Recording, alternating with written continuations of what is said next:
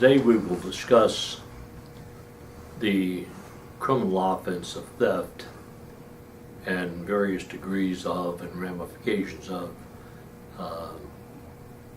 the allegation of theft. There are three important elements in the definition of theft. The first element is an item of value. The second is the intent by the defendant to appropriate that item. And the third is without the effective consent of the owner. Now, the owner can be any individual who has a greater right to the property than the defendant who is attempting to take and appropriate that property to his or her own benefit.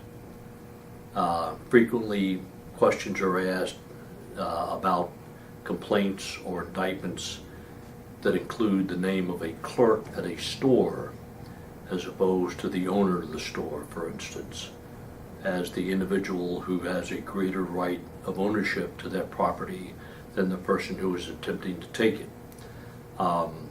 That's okay as long as that individual has a greater right to that property than the individual who is attempting to appropriate that property. Theft is defined as the misappropriation of property without the effective consent of the owner.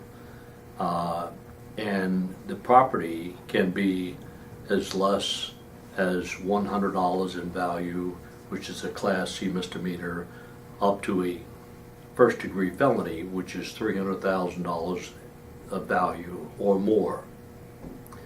Additionally, an individual can be charged with the offense of theft if the item that is appropriated or misappropriated by the defendant is reported to be a stolen item and the individual knows that it is stolen.